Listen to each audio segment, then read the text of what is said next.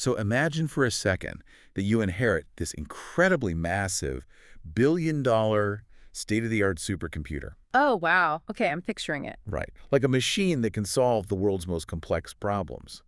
But right before it gets delivered to your door, someone secretly breaks into the shipping crate. Uh-oh. Yeah, and they take out the highly technical, step-by-step engineering user manual, and they swap it out for, like, a book of abstract poetry. That is a terrible trade. It really is.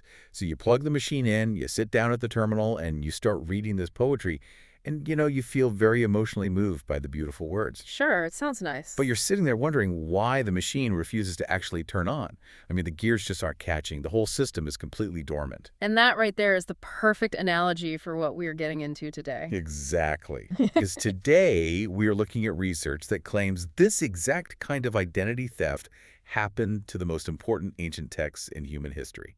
It's basically the ultimate systemic category error. You have this magnificent piece of hardware, but you're trying to operate it using an entirely incompatible software language. Right. And when you do that, well, the whole system just crashes. Or, honestly worse, it creates this really dangerous electrical arc. Which is terrifying. And getting that system back online is exactly what we are going to explore today. So welcome to this custom-tailored deep dive into the source material. We are incredibly glad you are here listening with us. Absolutely, because today we are really rolling up our sleeves and getting our hands dirty with this stuff. We have a massive, intellectually rigorous mission ahead of us. We are exploring part 2 of a highly intensive study course. Yeah. And this is entirely based on the meticulous, frankly mind-blowing research notes of a researcher named Kenneth. But we do need to set the parameters right out of the gate for you, the listener, because setting expectations is key here. Right, what are we actually looking at? Well, this course is explicitly designed as an introduction to Hebrew roots. It's meant to be a gateway into the foundational, functional context of the ancient scriptures. Okay, an introduction. But, and I cannot stress this enough, just because the word introduction is on the label, do not mistake this for a light, breezy overview. Oh, definitely not. This is meat, not milk. It is not some fluffy theological milkshake. This is a deeply profound, structurally complex study. It's going to require your absolute focus to track the logic. I completely agree. The goal here, and this is Kenneth's explicit objective outlined in these notes, is to completely break free from the Greco-Roman mindset. Which is a huge task. Massive. We're talking about tearing down a specific, deeply ingrained way of thinking. This Greek lens has just utterly dominated theological interpretation and Western civilization for, what, the last 1,700 years? Yeah, right around 17th century. And to do that, to break out of that, we are relying strictly, and I mean strictly, on the source material provided in these notes. We're going to interpret the ancient texts using only the texts themselves. That's the only way to do it impartially. Right. So, okay, let's unpack this.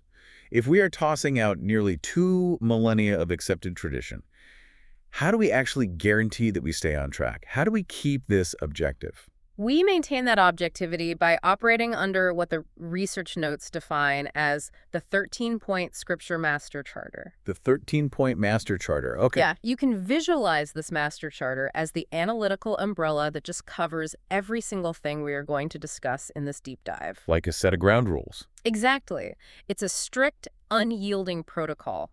Think of it as a diagnostic tool specifically designed to strip away denominational biases. Because those biases are everywhere. They really are. The Charter strips away the theological traditions that have piled up over centuries, sort of like rust on an engine block. It demands absolute impartiality. So it insists that we look at the mechanics of the text without injecting modern cultural assumptions into it. Precisely. We have to treat the text as a closed loop of data. And I want to pause right there to make something crystal clear to you listening. Our job today is to impartially unpack the framework of Kenneth's research notes. Right. We are just the messengers here. Exactly. We are not here to endorse a specific religious doctrine. We are not here to take a political or theological side. We're just acting as your analytical guides to explore this fascinating, highly structured intellectual architecture. We are looking at the math of it, really, the pure logic of how the system was originally designed to run. Okay, so if we are tossing out 1,700 years of traditional Greco-Roman lenses and we're starting fresh with this master charter, we have to start at the foundation. You have to start at the bedrock. Right. Like if you're building a skyscraper, that ground floor better be poured with solid concrete. So what is the absolute bedrock axiom that Kenneth uses to build this entire framework? The bedrock is point one of the Master Charter, and it is the concept of absolute immutability. Immutability, Or meaning hugging. unchanging. Exactly. From a purely logical, mathematical, and analytical standpoint, before you can measure anything in any system, you have to establish what is immutable. You have to identify the constant. Okay, that makes sense for physics. How does it apply here? Well, according to the ancient texts, specifically referenced in Kenneth's notes as Malachi 3.6 and James 1.17, the Creator's nature, his operational standards, and his definition of systemic order are entirely fixed. Fixed. So they don't fluctuate at all. They do not evolve, they do not change over time, they are immutable. Wait, hold on. I get the logic of needing a constant in this system, but let's be real for a second. Anyone reading the Old Testament versus the New Testament sees a radically different picture. That is the traditional perception, yes. Right. I mean, the traditional view is that you have this God of strict, terrifying rules, fire and brimstone in the Old Testament, and then a God of flexible, accommodating grace in the New Testament. It does look like a huge shift on the surface. Yeah. So you're saying the constant didn't change at all. It feels like a massive leap to just say, oh, the standard is fixed. How does Kenneth's framework actually address that massive perceived shift? That is the perfect question, because that perceived shift is the exact illusion this framework dismantles. Okay, I'm listening. Let's look at it through the lens of engineering. If you are building a house, you have your blueprints and your measuring tape. You absolutely cannot have the length of a foot or a meter change halfway through the construction process. Right. If the architect says a wall needs to be 10 feet long, and halfway through the build, the definition of a foot shrinks by 3 inches, what happens? Well, the walls don't meet. The roof completely caves in. The structural integrity is zero. You can't just change the measuring stick. Exactly. In any stable system of thought or physics, the constant must be identified before you can even begin to evaluate the variables. So if the creator is immutable. Then, his definition of what constitutes order versus chaos cannot change.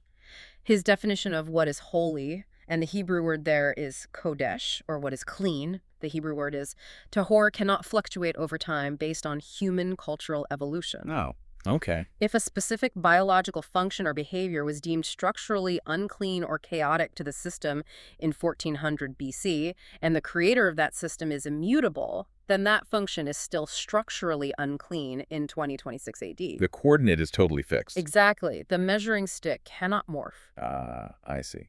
So if the standard of clean or holy supposedly changed between the Old and New Testaments, that implies the measuring stick itself morphed. Which mathematically breaks the entire universe's operating system. It implies the constant became a variable. That's a huge problem. It is a fatal category error, and that is exactly what the research notes are pointing out.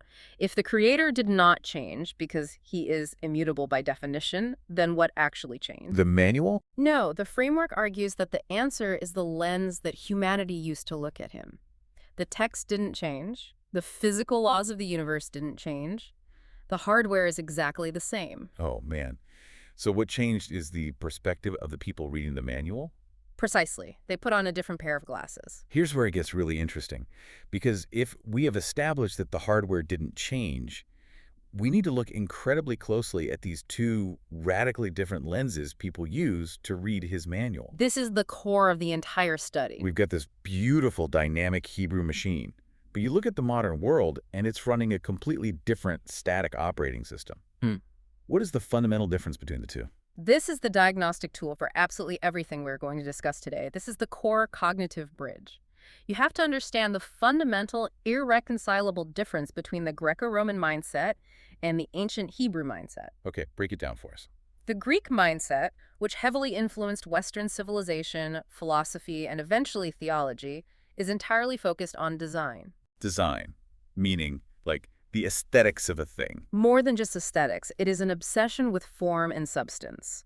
When a Greek thinker, heavily influenced by Aristotle or Plato, looks at an object, they ask a very specific set of questions. Like what? They ask, what is it? What is its form? What does it look like? What is its abstract substance or essence? Right. It's very analytical in a static, observational way. It loves to categorize things by their shape, their material, their color.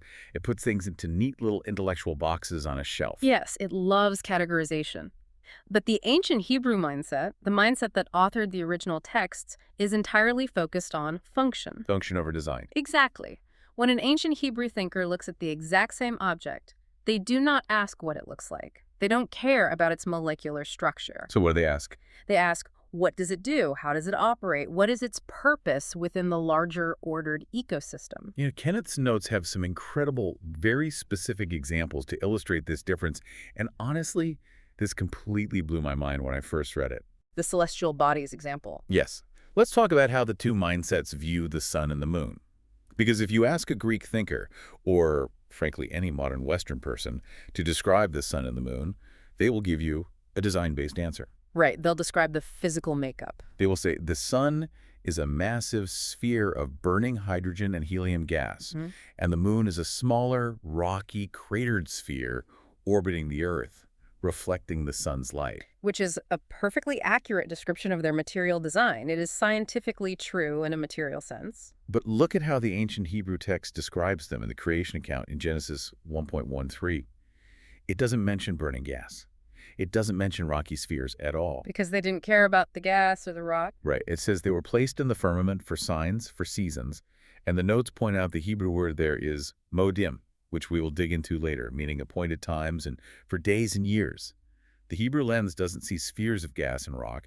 It sees a clock. A giant functional clock, yes. It sees a massive celestial mechanical gear system for tracking functional time. It is the difference between describing the intricate brass gears and springs inside a grandfather clock versus knowing that the clock's entire purpose, its function, is to tell you it is time for the harvest. That's brilliant. If you just stare at the gears and admire the brass, you miss the harvest. That is exactly it. Another powerful example from the source material is the concept of the altar. Oh, I love this one. If you show a Western, Greek-trained mind an ancient altar, they immediately describe a rectangular block made of unhewn stone. They might give you the dimensions, the type of rock, the geographic location. They describe the noun. They describe a physical form. But the notes explain that the Hebrew word for altar is mizbeach, and the root of that word literally translates to a place of slaughter. A place of slaughter. That is intense. The Hebrew mind does not see a static stone block. It sees an action. Its entire identity, its very existence, is tied to the function that is performed upon it. So if there's no action. Right. If no slaughter, no sacrifice, no action is happening upon those stones, its design as a stone block is almost irrelevant. It ceases to be a mizbeach. Wow. And you can trace this functional obsession all the way down to the atomic level of the language itself. The notes dive into the Paleo-Hebrew script, the original pictographic language. The letters themselves are undeniable proof of this mindset. Yeah, in the notes, Kenneth breaks down the Hebrew word for father, which is ab. And I love this part, but let's visualize this for the listener. Sure, let's paint the picture. Because in English, an A and a B are just arbitrary shapes that we've all agreed make a specific sound. And A doesn't inherently mean anything. It's just lines on a page. But in Paleo-Hebrew, every single letter is a picture. It's a visual representation of a functional tool or an action from their agrarian lifestyle. The first letter, aleph, was drawn as the head of an ox. And we have to ask, through the functional lens, what does an ox do? What is its function to an ancient nomadic herdsman? Well, it functions as raw power. It is strength. It is the leadership for the plow that cuts the earth so you can plant seeds and survive. It's the muscle of the operation. Precisely. And the second letter, bet, was drawn as the floor plan of a nomadic tent. And again, what is the function of a tent? It's not just fabric and poles.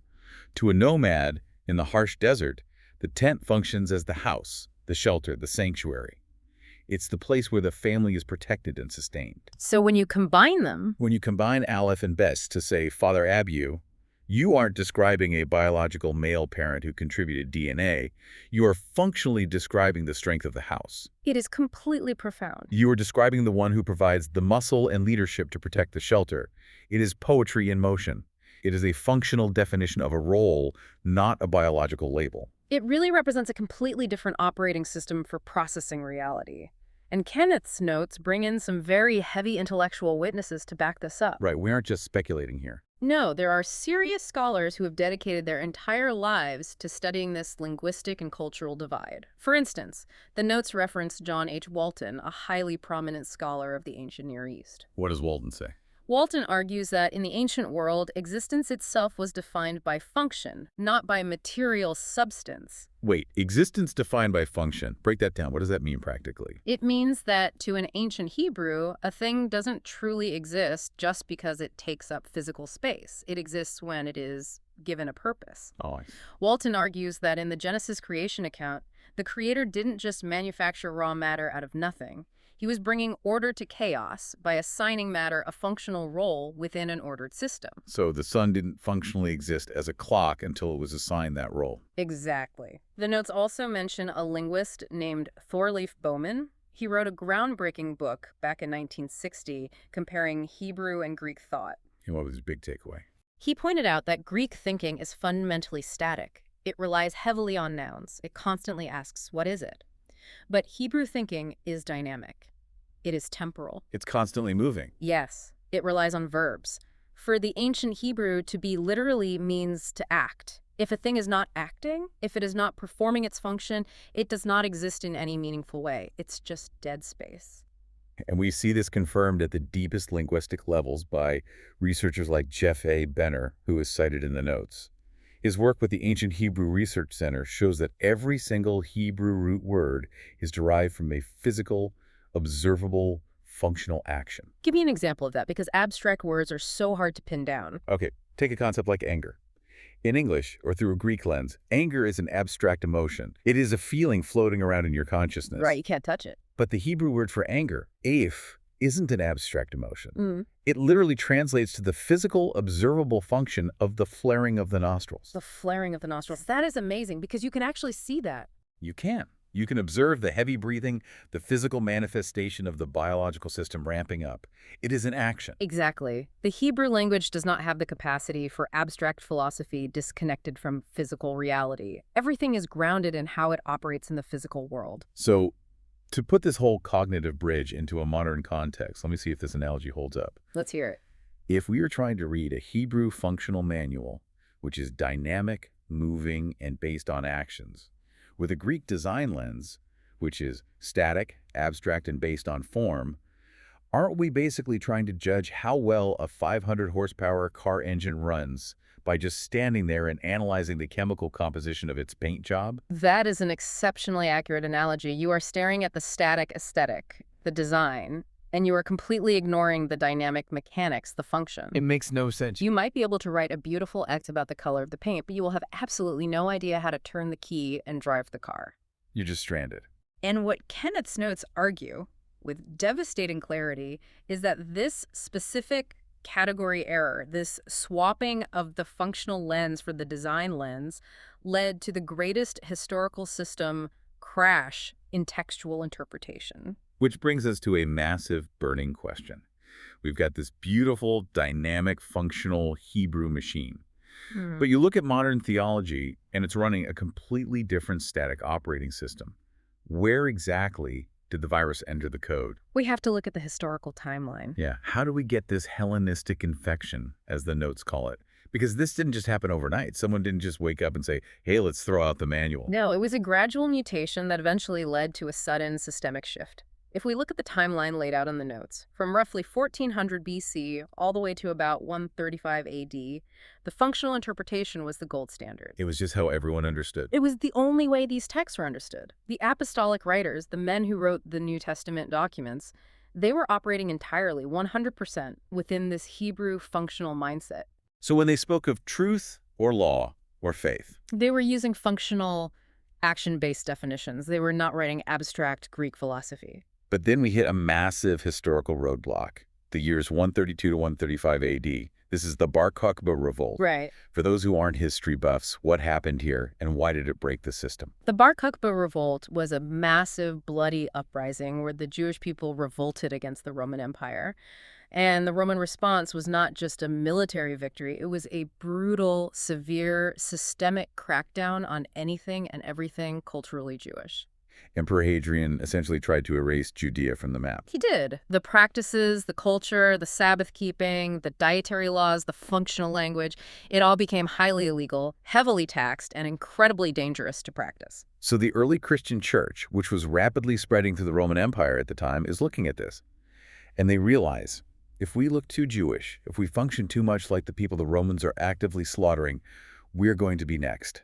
It was purely a survival mechanism at first. It was sociological distancing. Trying to stay alive. But over the next few generations, that survival mechanism mutated into a theology. The functional aspects of the text were abandoned to avoid Roman persecution, and they had to be replaced with something else. And the notes pinpoint the year 325 AD as the ultimate fatal turning point, the Council of Nicaea. Yes. Under the Roman Emperor Constantine, the early church fathers officially convened to standardize the theology of the empire. But you have to critically analyze who these men were. These were not ancient Near Eastern herdsmen who understood the function of a tent or an ox. Not at all. These were men thoroughly trained in Greek philosophy, specifically heavily influenced by Platonic dualism. We have to define Platonic dualism for a second because this is the virus in the software. This is the Trojan horse. What is Platonic dualism and why is it so destructive to the functional manual? Platonic dualism is the Greek philosophical framework that divides reality into two distinct opposing realms. Physical versus spiritual. Exactly. It dictates that the physical material world, your body, the earth, physical actions, is inherently lower, cruder, and often considered downright evil or a prison. Wow. Conversely, the abstract, spiritual, intellectual world, your thoughts, your beliefs, the realm of forms, is considered higher, pure, and perfect. So the mind is pure, but the body is a filthy cage. I can see how that totally warps how you read a book. It ruins the context completely. When these Greek-trained dualistic theologians looked at the Torah, which is a functional manual overflowing with highly specific physical instructions about what to eat, when to rest, how to wash your hands, how to plant your fields, they looked at all that physical stuff and thought, this is crude. They found it primitive. They thought the divine wouldn't care about agriculture and diet. Right. They found the physical mechanics offensive to their Greek sensibilities. They wanted abstract spiritual allegories. They wanted high-minded philosophy. So at the Council of Nicaea and subsequent councils, they essentially deauthorized the functional stewardship of the original manual. They took the physical instructions and spiritualized them away. They replaced a highly prescriptive manual of how to functionally live with a list of static creeds dictating what to intellectually believe. Prescription became mere description. It is profound identity theft. It really is. It goes back to the hook we started with. It is exactly like inheriting that incredibly complex, powerful supercomputer.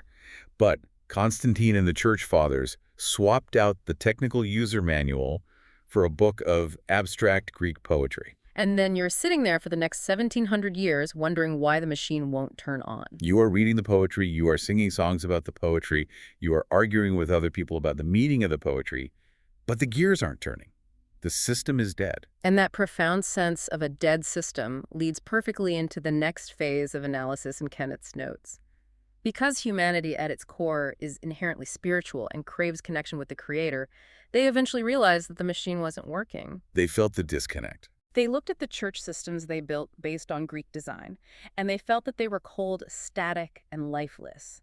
They had all the right intellectual creeds, all the right nouns, but there was no power. So how did modern movements try to fix this dead machine? This is where we look at a fascinating and frankly terrifying systemic overcorrection. The high-voltage paradox. Exactly. The notes analyze the Pentecostal and charismatic movements of the last century. And I want to remind you, the listener, we are not attacking people here. We're just looking at the structural mechanics of this through Kenneth's analytical lens. It's purely an analysis of the system. These movements looked at the cold, static Greek design they inherited, and they realized there was a massive void of power. It lacked the life force. They correctly diagnosed that the engine was stalled. So they attempted to jumpstart the engine. They attempted to fill that massive void with the power of the Spirit. But the notes diagnosed their solution as the high-voltage paradox. And to understand why it's a paradox, you have to go back to the Hebrew mindset, where the Spirit, the Ruach, and the law, the Torah, are functionally, inextricably inseparable. They are two halves of the exact same electrical circuit. Precisely. In this functional framework, the Torah, the law, the instructions, that is the hardware. That is the heavy-duty copper wiring of the system. And the Ruach, the Spirit, is the raw electricity. You've got it. Okay, absolutely love this analogy. Let's really flesh this out. If you have 10,000 volts of pure, raw electricity coming from the power plant, but you have deliberately thrown out all the copper wiring because the Greek mindset convinced you that the physical law was obsolete.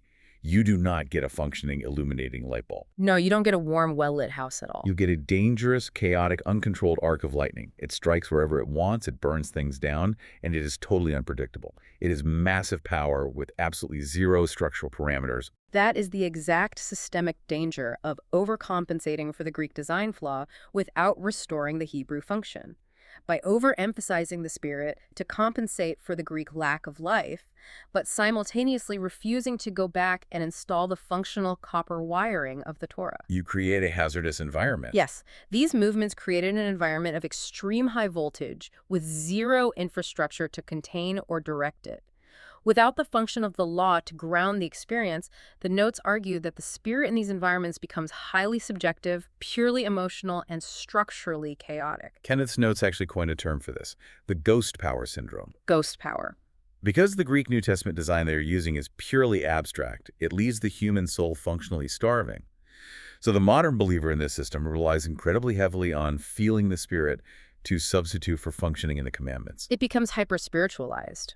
The logic becomes, if I feel a certain way during a worship song, or if I have a strong emotional intuition, it must be the Spirit, and therefore it must be right, even if it directly contradicts the actual written manual. The feeling becomes the supreme authority. But if we use our diagnostic tool and look at the actual prescribed function of the Spirit in the ancient texts, we see something completely contrary to that subjective emotionalism. What does the text actually say? The notes heavily reference Ezekiel 36.27. In that passage, the Creator explicitly outlines the mechanism. He says, "I will put my spirit within you and cause you to walk in my statutes, and you will keep my judgments and do them." Notice the causality there. Yes, the actual engineered function of the Spirit is to empower the execution of the law. The Spirit is the engine, but the Torah is the track. If you have a massive engine, but you refuse to put the train on the tracks because you think the tracks are old-fashioned or restrictive, you can rev that engine all you want. They make a ton of noise. You generate a lot of heat. People might be very impressed by the sound, but the vehicle doesn't actually go anywhere. You are essentially sitting in the driveway, revving in neutral, burning up your engine. So if the goal is to get the power back onto the grid, to get the vehicle actually moving forward on the historical timeline and functioning as designed, Kenneth's notes argue that we have to fundamentally rewire our vocabulary. We have to reverse engineer the immense damage done by the Greek lens. We have to take all those abstract nouns we've memorized and turn them back into dynamic verbs. Yes, verbs over nouns. This is where the rubber meets the road in this deep dive. This is where we actually start translating the source code back into its original language. We have to redefine massive foundational theological concepts through the Hebrew functional lens. And the rule Kenneth applies here is simple, but it is brutal. If a thing does not perform its assigned function, its label, its design, its title is completely irrelevant. Right. A broken clock isn't a clock, it's just a paperweight. Exactly. Let's start with what is arguably the most misunderstood, maligned word in the entire theological dictionary: law. Oh, absolutely. In English, translating the Hebrew word Torah as law immediately instantly invokes a Greek Western mindset. What do you picture when you hear the word law? I picture a courtroom. I picture a stern judge in a black robe with a heavy wooden gavel.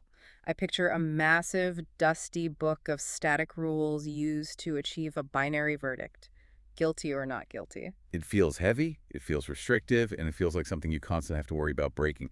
It is entirely punitive. That is the Hellenistic design of law, but the Hebrew word is Torah. And if you trace Torah back to its functional root, it comes from the verb yara. And yara is not a legal term. No, it is an archery term. It literally means to point out, to shoot an arrow, to establish a trajectory. An archery term. Think about the physics of archery. You have a bow, you have tension, you have wind resistance, you have a specific target in the distance. Yes. In this framework, the Torah functions as the aerodynamic trajectory for human life.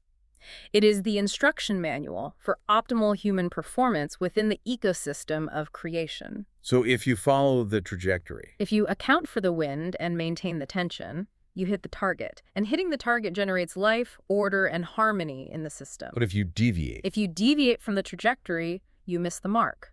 The law isn't a heavy, punitive burden meant to crush you. It is the vital functional data required to keep the gears of your life and the gears of creation from grinding to a halt. wow, that completely changes the physiological feeling of the word. Instead of a judge waiting to smash you with a gavel, it's a master archer saying, adjust your grip, raise your elbow, or you're going to miss the target. Exactly, it's guidance. What about the word love? This one is huge because our culture is obsessed with it. In the Greek mind and the modern Western mind, love is almost exclusively an emotion. It is a feeling in your chest. The Greeks even had different words for different abstract states of love eros, for romantic, philia for brotherly, agape for unconditional.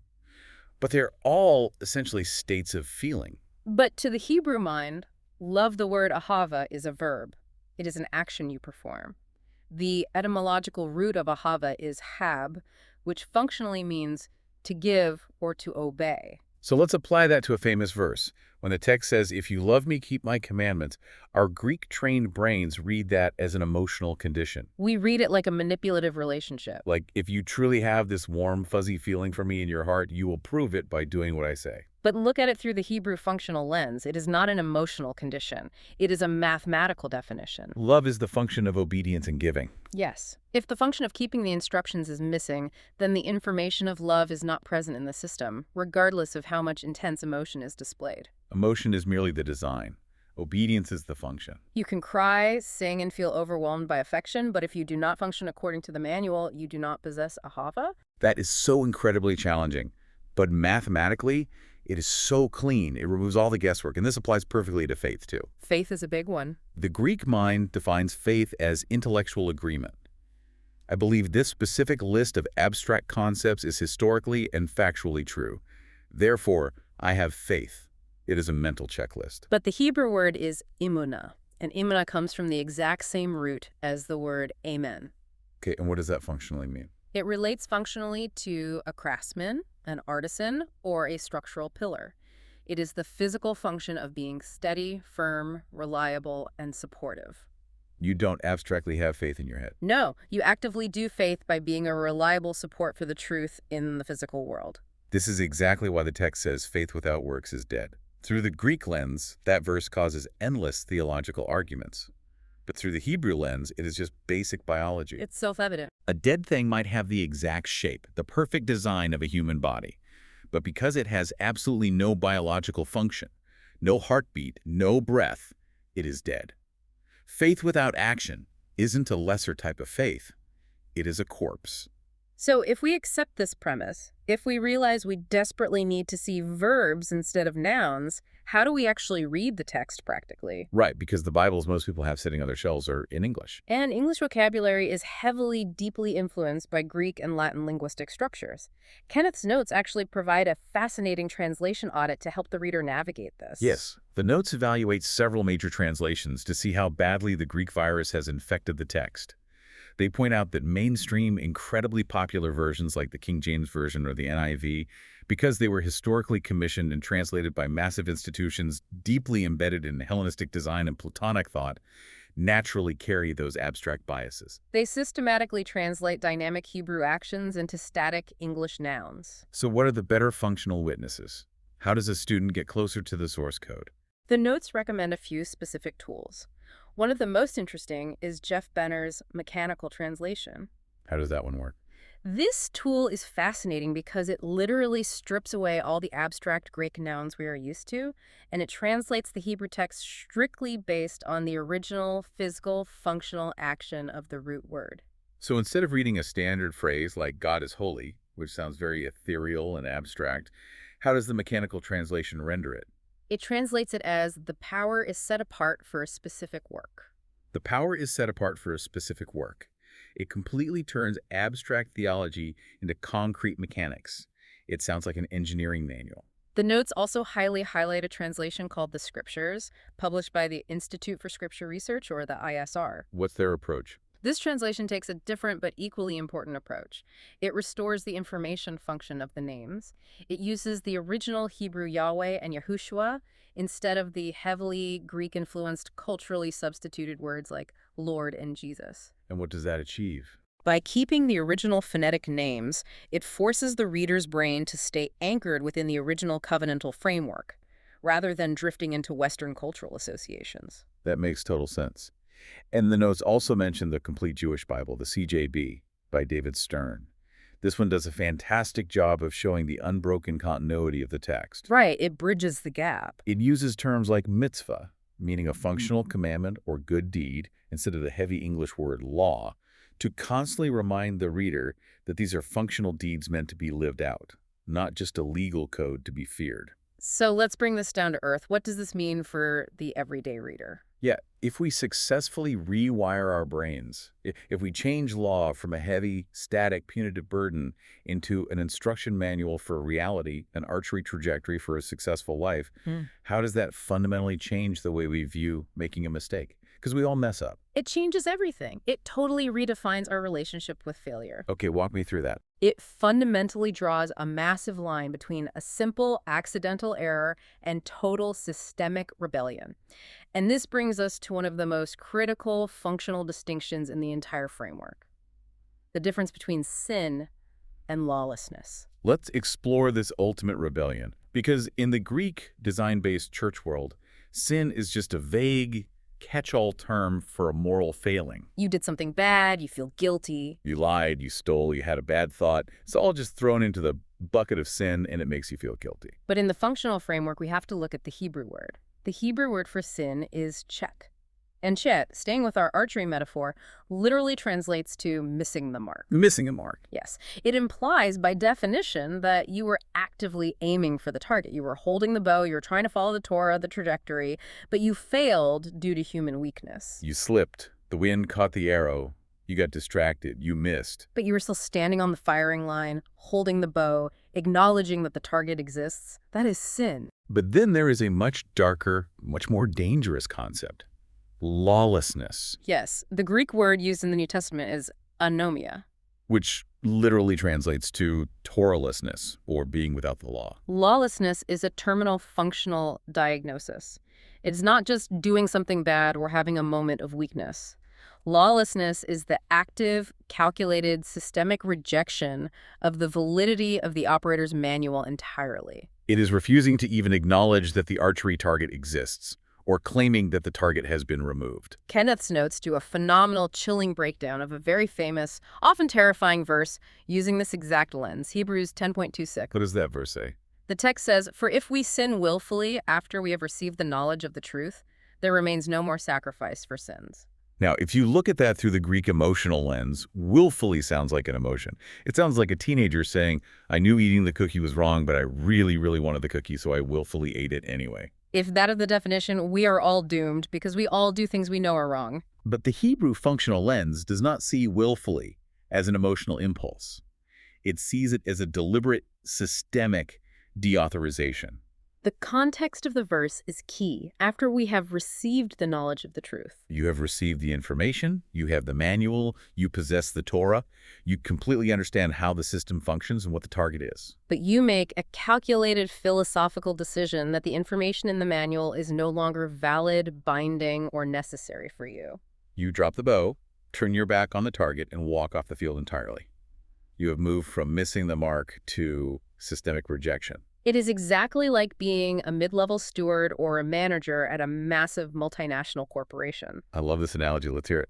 If you are trying your best, aiming for the company's targets, but you accidentally file the wrong paperwork, or you make a bad investment because you misread the market, you missed the mark, that is a mistake. That is chet. The company has HR protocols, insurance, and grace periods to fix that mistake and retrain you. Exactly. But lawlessness. Lawlessness is waking up on a Tuesday, walking straight into the CEO's office, looking them dead in the eye and saying, "Your company rules, your operating procedures, and your policies are no longer valid for me. I refuse to acknowledge them or follow them. But I am still going to sit at my desk, and I still fully expect my paycheck and my benefits every single Friday." Wow. You haven't just made a bookkeeping error. You have essentially resigned from the corporate structure while demanding its benefits. You have rejected the system. The notes connect this powerfully to the very next phrase in Hebrews 10, which describes the consequence of this lawlessness. It talks about a person who has counted the blood of the covenant as a common thing. We need to unpack the word common. In Hebrew thought, if something is not kodesh, if it is not holy, meaning set apart and valid for a specific divine use, it is shal, it is common. It is ordinary, everyday stuff. So let's track the logic. If you adopt a theology that claims the cross of the Messiah allows you to safely ignore the functional manual of the Torah, you are functionally actively stating that the blood of that sacrifice has no specific set-apart function.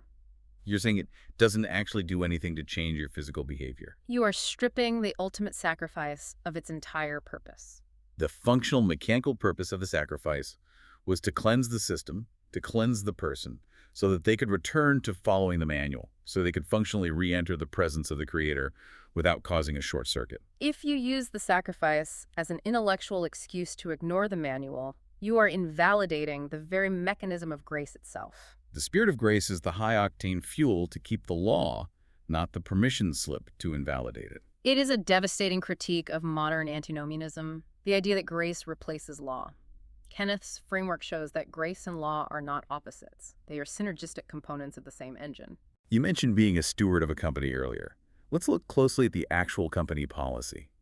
Let's look at the specific, undeniable mechanics of the universe that this manual outlines, because this is where the Greek lens truly, profoundly blinded us to physical reality. You want to talk about cosmic mechanics? I do. We are entering the territory of the Moedim, the appointed times. In almost all of Western theology, these specific times outlined in the text, Passover, Pentecost, Tabernacles, are almost universally dismissed and categorized as Jewish holidays. And calling them Jewish holidays is a textbook cultural design-based label. It assumes they're just religious traditions belonging to a specific ethnic group. Like Thanksgiving to Americans or Bastille Day to the French. But the Hebrew lens views these not as quaint cultural traditions, but as a universal planetary operating system. It is literal cosmic mechanics. And the undeniable evidence for this is right there on the very first page of the manual in Genesis 1.14, which we discussed earlier. The sun and the moon were physically created and positioned in the sky to dictate these Moedim. And here is the crucial, inescapable logical proof that Kenneth points out. Genesis 1 happens thousands of years before there is ever a single Hebrew person on the earth. The mechanism, the celestial clock, was established, wound up, and set in motion before the nation of Israel even existed in the mind of Abraham. Therefore, they mathematically cannot be exclusively Jewish customs. They are built into the physical fabric of the Earth's rotation and orbit. This introduces a massive paradigm-shifting concept from the research notes. The vital shift in our understanding, from ownership to stewardship. Israel didn't own the Sabbath or the feast days. They didn't invent them in a committee meeting in the desert. They were appointed as the librarians, the stewards, the maintenance crew of the cosmic clock for the rest of the inhabitants of the earth. The Apostle Paul explicitly confirms this exact dynamic in Romans 3:1-2. He asks what advantage there is in being Jewish, and he answers that they were entrusted with the oracles of God. The Greek word there means the utterances or the data. They were the executors of the cosmic data. They were the IT department for the planetary operating system. The underlying logic here is bulletproof.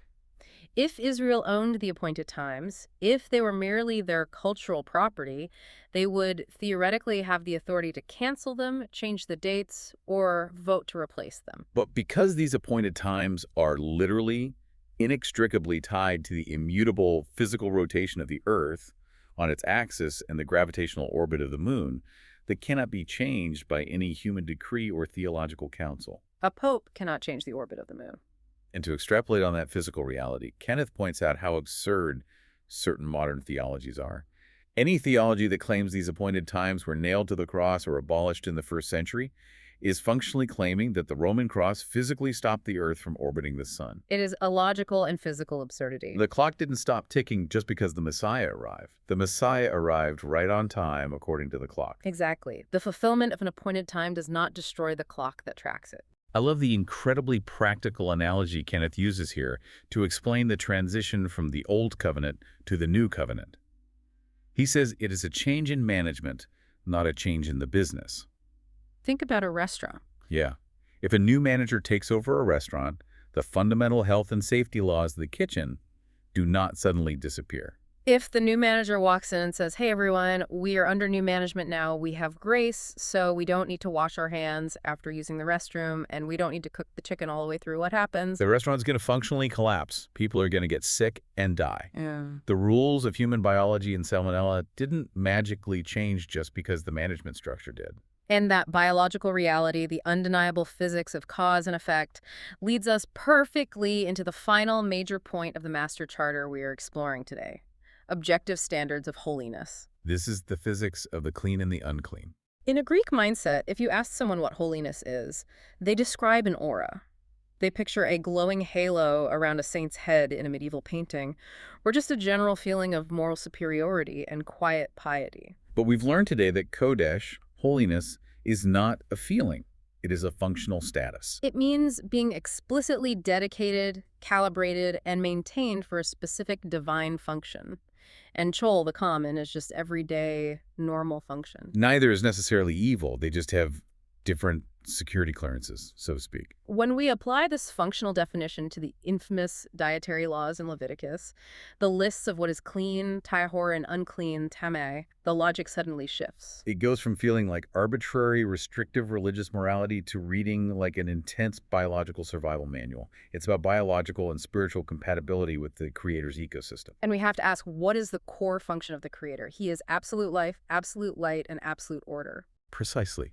Therefore, by the laws of physics, anything that functions in direct opposition to life, such as decay, death, disease, or biological disorder, is functionally incompatible with his direct presence. Look at the animals designated as unclean in the manual. They are almost universally scavengers: vultures, pigs, shellfish, bottom feeders. What is their biological ecological function? To process waste, toxins, and death. They are the essential cleanup crew of the earth. And let's be clear, they are incredibly important for the Earth's ecosystem. If we didn't have vultures and crabs, the world would be drowning in rotting carcasses. They are doing exactly what they were designed to do. They just aren't designed to be food for a human body that is explicitly mandated to be a set-apart, high-functioning temple for the spirit. You don't put diesel fuel in a Ferrari, even though diesel is a perfectly good fuel for a tractor.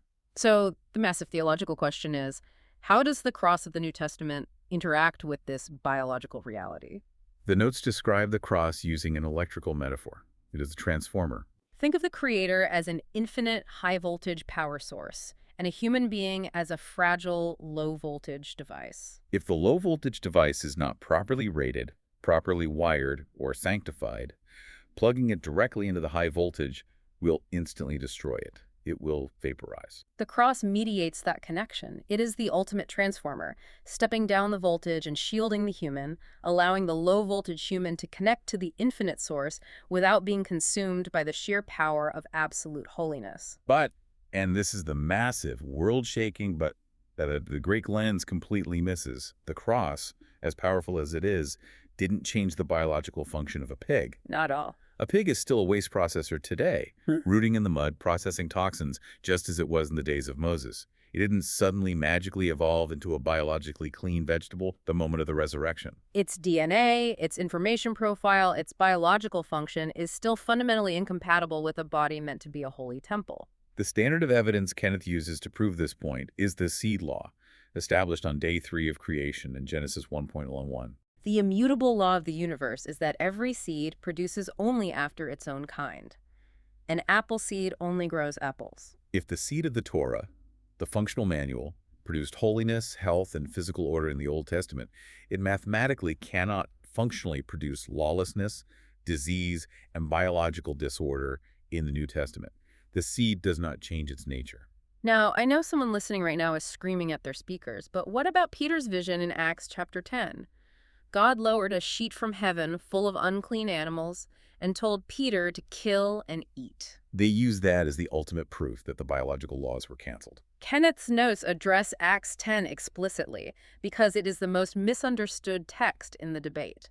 The problem is, people read the first half of the chapter and stop. If you read the entire chapter, keeping the 13-point master charter in mind and removing denominational bias, Peter himself tells you the exact interpretation of the vision. When he arrives at the house of Cornelius, a Gentile, Peter says, "God has shown me that I should not call any man common or unclean." Any man, not any animal. Exactly. The vision was a highly symbolic, functional metaphor about the status of Gentile men being brought into the covenant. It was a correction of Peter's cultural racism, not a magical retroactive change to animal biology. The biological function of the animals in the sheet remained identical before, during, and after the vision. It all comes roaring back to the very first point: immutability. If God does not change, then his functional parameters for reality, biology, and physics do not change. When you strip away the Greek philosophy and look through this Hebrew functional lens, you aren't looking at a disjointed, contradictory religious book. You are looking at a profoundly mathematically consistent operating system for the universe. It completely removes the abstract vagueness, the emotional manipulation, and the endless debates of religion, and replaces it with the concrete, observable mechanics of a functioning kingdom. As we finally start to wrap up this incredibly intense deep dive, let's take a breath and recap the sheer massive scope of the journey Kenneth's notes have taken us on today. It's been a lot of ground to cover. We started by pouring the concrete foundation, anchoring everything, the absolute immutability of God, the constant that allows us to measure everything else. We diagnosed the massive historical glitch, exploring how Roman persecution and Platonic dualism swapped out our dynamic, physical manual for a book of abstract philosophy. We learned the hard truth that verbs matter infinitely more than nouns, that love and faith are observable actions, not just internal feelings. And we realized our incredible, humbling role, not as owners who can change the rules, but as stewards of a cosmic functional order that runs like an unbreakable clock. The final overarching thought I want to impart from the analytical perspective of the Master Charter is this. This framework isn't just a slightly different way to read an ancient book. It is a terrifyingly accurate diagnostic tool for reality itself. It demands, without compromise, that we look at our own lives, our own inputs and outputs, not by the comfortable religious labels we wear, but by the actual physical functions we perform within the Creator's ecosystem. And that leads perfectly into the final provocative thought you wanted to leave them with. Yes, something for you to deeply mull over as you go about your week. We've talked extensively today about the universe having a specific operating system, about functional manuals, and taking off those blurry, historically incorrect Greco-Roman prescription glasses. It's time to turn that lens inward. Look at your own daily routines. Look at your habits. Look at the media you constantly passively consume. Look at the food you physically put into your body. If someone were to film a movie of your life, but they played it entirely on mute, without hearing any of your Greek labels, without hearing what theology you claim to believe or what denominations building you sit in on the weekend, what exactly would your actions say you are functioning as? In the great turning machinery of the cosmos, are your physical actions generating life and order, or are you just creating chaotic static? Thank you so much for joining us on this intensely deep dive into Kenneth's study notes. It has been heavy, it has been meat, but it is vital to understanding the original system. We wish you the absolute best as you continue your own journey of learning, digging past the surface, and exploring the functional reality of the text. Keep questioning the lens you wear. Until next time.